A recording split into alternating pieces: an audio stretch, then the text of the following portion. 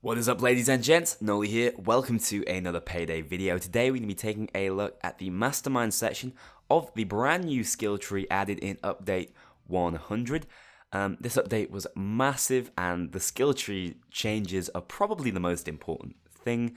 Obviously, those of you who were involved in the skills beta will know all about these skills, but for those of you who weren't, I'm going to be running through each of the skills, giving my personal opinion, first opinions on them, and showing you how I personally would put skills into these trees, at least at this point. Now, originally I was going to do this video as one big skills overview. I was going to go through Mastermind, Enforcer, Tech, Ghost, and Fugitive all in one, but that's just not possible. I was recording this before, I got halfway through and was like, nah, I'm not happy with this audio, and the video was 20 minutes long.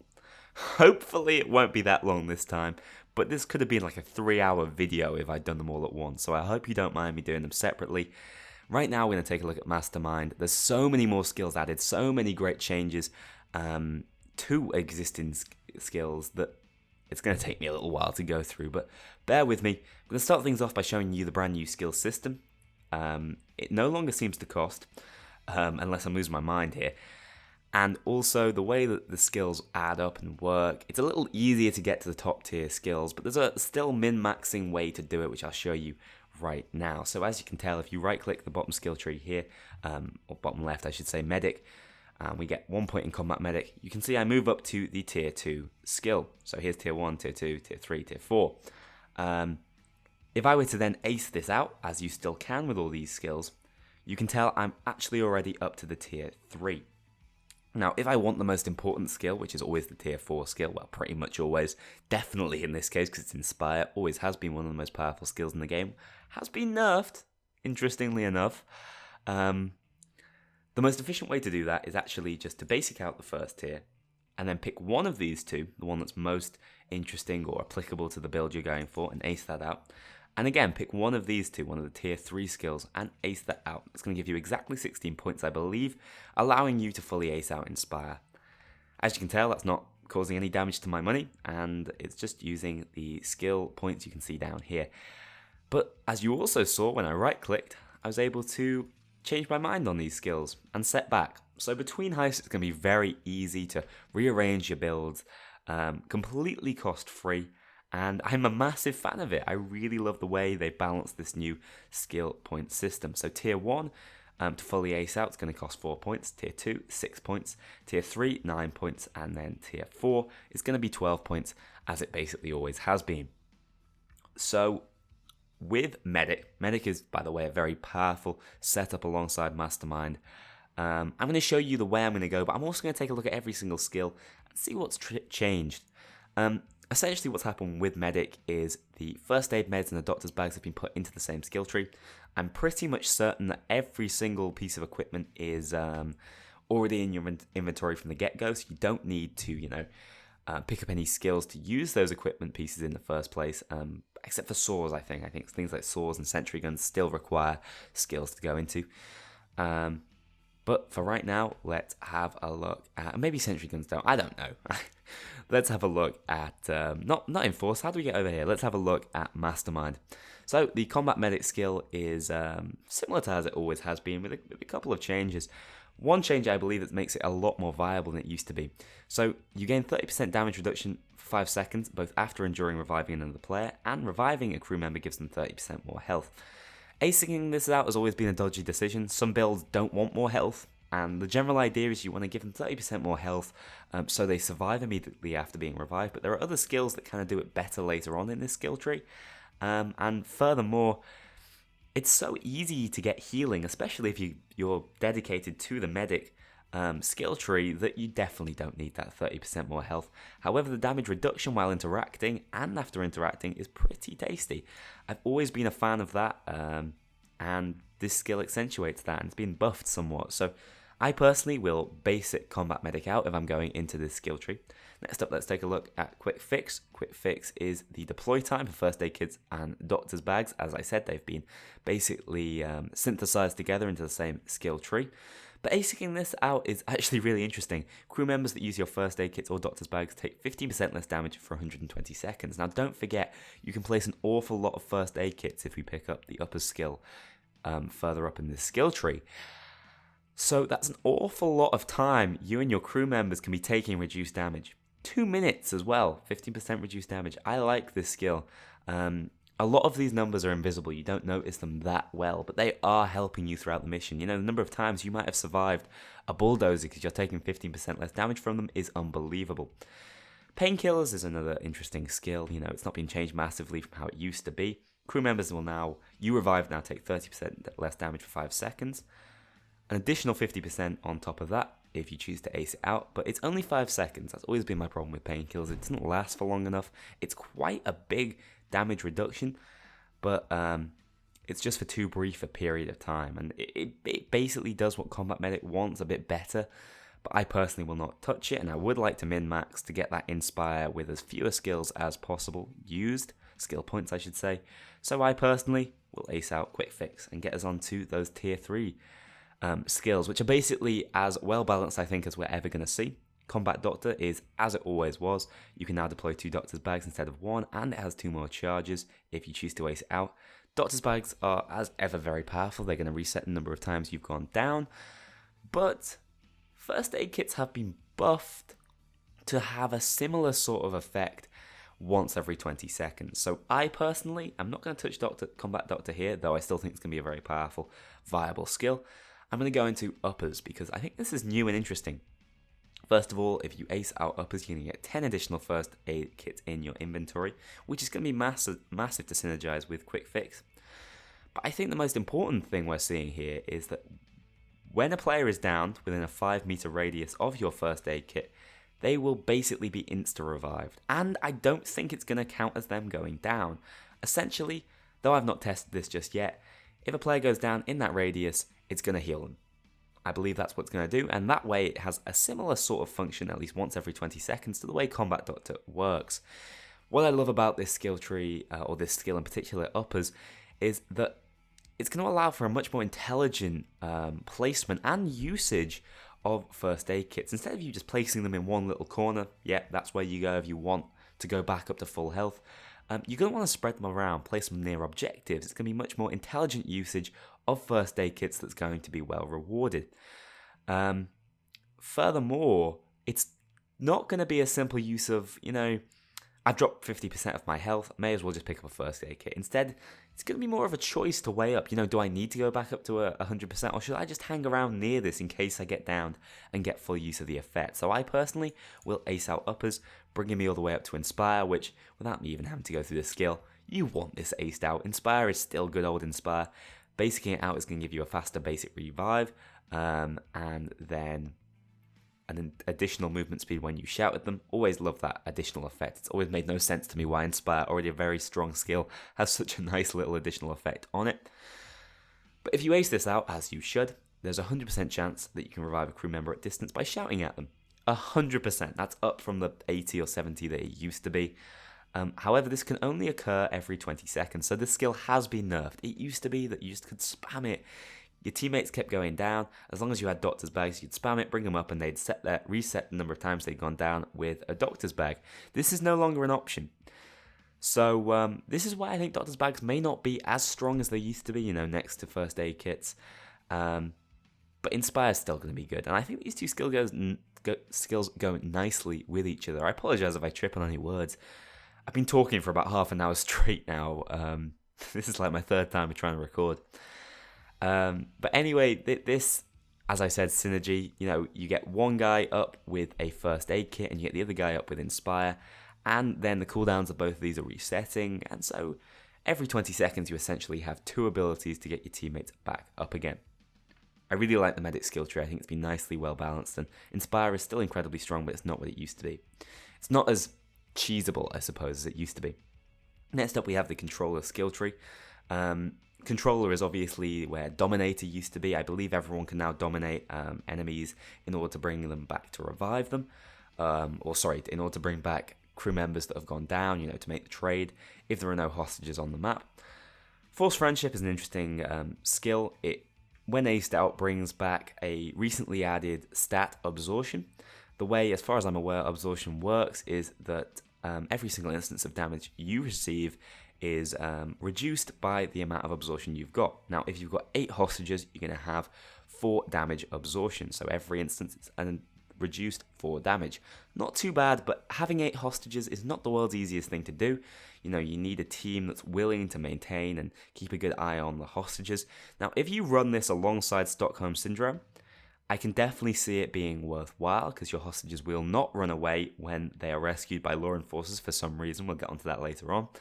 And you will get a much greater use out of this skill, but it's really situational. Not every heist has that many hostages.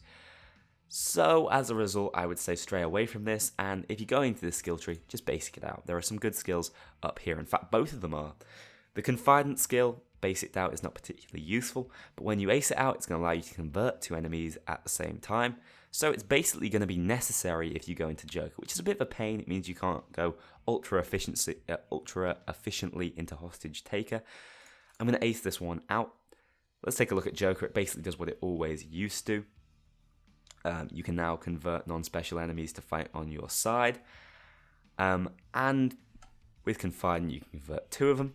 And they, take less damage, deal more damage, and the time to convert is reduced. I think if you're going into this style of play, which is not my personal favourite, I'd rather do the handiwork myself as opposed to have some converts do it for me. But if you're going to go into this playstyle, you want to ace this out. Stockholm Syndrome, it's a skill I've already briefly mentioned.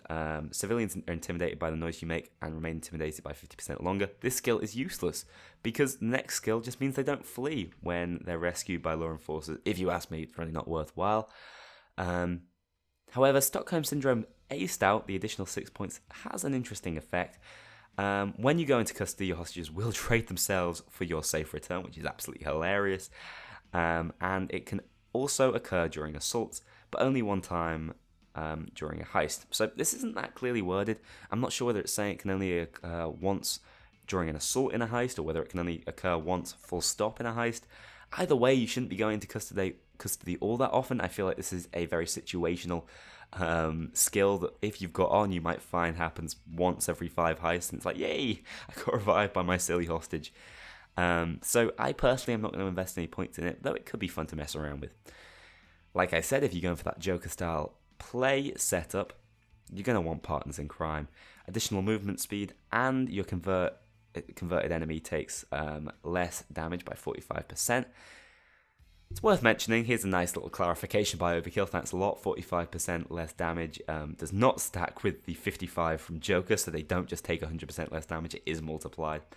But also having a converted enemy increases your health by 30%. Let's start by basing that out. I don't personally think that 30% health is that worthwhile. I'm more of an armor boy myself. Much rather focus on getting a load of armor than health. It's not bad, and if you are running this setup, you're probably going to always have a convert. I'm very, very hesitant to put 6 points into this, but I will for you guys. But definitely, if you're looking to save points and you're going for this style of build, just basic out partners in crime. Hostagetaker is another skill that's been massively buffed from when it was first released into the game. As it works now, having one hostage, at least one, or a converted law enforcer, so it does work quite nicely with Joker, will result in you regenerating 1.5% of your health. If you ace it out for an additional 8 points, it's going to be 6% of your health every 5 seconds overall. This isn't bad. This health regen is quite a nice little tick, and it's really useful if you don't have teammates running medic or you're not running medic yourself. But let's be honest, medic's probably a better skill tree than controller. So if you're not running medic, you're making a bit of a mistake. As such, I don't think Hostagetaker is great. There's so many different sources in the game where you can regenerate your health. You could even do it just by picking up some assets and grabbing a doctor's bag there. So I've never been a massive fan of this regeneration. Of course, you only need one hostage as opposed to the 8 you need to get full effect out of forced friendship, so it's not terrible. But I personally am going to suggest you stray away from picking up this skill. Finally, though, let's take a look at Sharpshooter. I love skills like this, or skill setups like the Sharpshooter tree. It's generally around to make you a much more effective combattee. Stable shot's very simple. It's going to give you more weapon stability and more accuracy while standing still. I love more accuracy while standing still. This is an RPG element. How many weapons can you really stand still on? You want to be mobile on SMGs and shotguns and most assault rifles, but sniper rifles, which gain a fair amount from accuracy, or even some, single fire ARs, will gain a lot from acing this out. So I'm not going to say ace this out on all builds, it obviously depends what you're running, but 16 weapon accuracy is not something to sniff at, to be honest. It's quite a fair amount, and as long as you're adhering to the playstyle it is suggesting you do, it can be useful. However, let's take a look at these higher skills. Rifleman, your snap to zoom is 100% faster with all weapons, and your movement speed is unhindered while using steel sights. God, this is good. You guys know that most builds back in the day, you'd always pick up some ghost skills, some enforcer skills, some mastermind skills, just to get a well-rounded character. You wouldn't go very high up the skill trees. You just pick them up to get, those nice stamina effects and sprint time effects, whatever else. I feel like this is exactly the same. I feel like most of my builds, I'm going to want that additional 8 stability from stable shot, and I'm going to want a basic out rifleman to get that increased snap to zoom and movement speed unhindered when using steel sight. It's so good. It's such a good quality of life improvement for every single weapon in the game, at least as far as I'm concerned. If you want to ace this out, you're going to get that weapon zoom, which is not useful for all weapons, let's be honest. Some ARs, some snipers will get some good use out of it. But also worth noting is your weapon accuracy while moving with SMGs, assault rifles and sniper rifles is increased by 50%. So it's a nice little addition. I think primarily for SMGs, the more mobile option. I think, if I'm using a sniper rifle, I might ace out stable shot. If I'm using an SMG, I might ace out rifleman. We'll take a look at them back in just a second. Before I go on to marksman.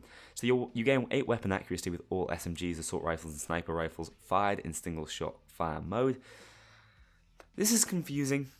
I'm not sure whether it's suggesting you only get the weapon accuracy if these weapons are fired in single shot fire mode, or whether that's just sniper rifles they're talking about. I'm really not. It's not very clear, but I'm going to assume it's just the sniper rifles that need to be fired in single shot fire mode, in which case this is just a nice increase in accuracy. You also gain 20% accuracy bonus while aiming down sights with all SMGs, assault rifles and sniper rifles. Not terrible at all, but I do feel like there are better skills up here, which we're better taking a look at. I'm not going to put any points into marksman, I should say, right here, not until we've taken a look at aggressive reload. Aggressive reload is really cool. It's way better than Kilmer was once upon a time, I feel anyway. So it increases your reload speed with SMGs, assault rifles and sniper rifles by a flat 15% just by basing it out, just 3 points. So we got to do that, Obviously, if you're using a shotgun build, you don't want to touch this, but there's shotgun skills further on in Enforce, which we'll be going on later, talking about later on. But if you are using these weapon types, pick it up. It's very useful. Reload speed is a nice stat to have. Any killing headshot, however, will reduce your reload time by 40% for 2 seconds. This is massive. All these weapons do really well on aiming for the head, and this is going to give a big boon to these weapons, so it can only be triggered by SMGs, assault rifles and sniper rifles fired in single shot fire mode. It's the same confusing wording, but with a bit of further testing I can confirm or deny whether this is a good skill for all weapons or whether it is just single fire. By the sound of it, I think it's all weapons and single fire snipers. So I'm going to go out on a limb and I'm going to ace this out, and now we're going to have a look at high value target. Another really cool, unique RPG style skill. Enemies you mark now take 15% more damage. This is an old skill, but it's really not bad. Not bad at all. It's great for taking out specials. It's a little bit higher up in the skill tree. Basicing it is going to take 3 points already. So you might want to say no to it. But when you take a look at what you get when you ace it out, I think you might change your mind.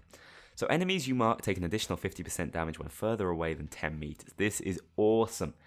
So if you're a AR user or a sniper user, this is a top tier skill for you. It means the damage you're dealing to bulldozers, to cloakers, to tasers, to shields is an additional 50%, plus the 15 just from marking them in the first place. I really like it, and 10 meters is, it's not that far. Lots of weapons I feel are going to get some good use out of it, even ones with relatively high recoil. Furthermore, you increase the duration of marked enemies by 100%, and you can mark specials by simply aiming at them with any weapon. God, I love this skill, I really do. It's not the world's most powerful, and it really is just a skill setup designed to make taking out specials easier. But I'm going to fully ace this out because I think it's awesome. I think that for sniper style setups, or assault rifle style setups, it's going to be very, very useful. Obviously, one of the problems with it, it's quite hard to tell when you're 10 meters away from an enemy, what exactly is 10 meters in game. But once you get used to that general range finding, this can be a very useful skill. And because I'm going into this sniper style skill, I'm going to suggest, I pick up Rifleman and I pick up Marksman. If you are going to go for that sniper style, this is really good. Rifleman maybe less so, but definitely Marksman and definitely high value target and aggressive reload. I really like the Sharpshooter skill setup. The only skill I don't like, ammo efficiency. This skill is bad. Getting 3 headshots in less than 6 seconds will refund 1 bullet to your used weapon. It can only be triggered by SMGs, assault rifles, and sniper rifles fired in single shot mode. Yeah, I'm almost certain it's not just single shot fire mode. Though Sharpshooter might suggest otherwise, I'm really confused. Who runs single fire SMGs though? The amount of headshots required is now reduced to 2 if you want to waste this out. So to make this skill worthwhile, I think you really are going to want to reduce it to 2. It's just not good enough.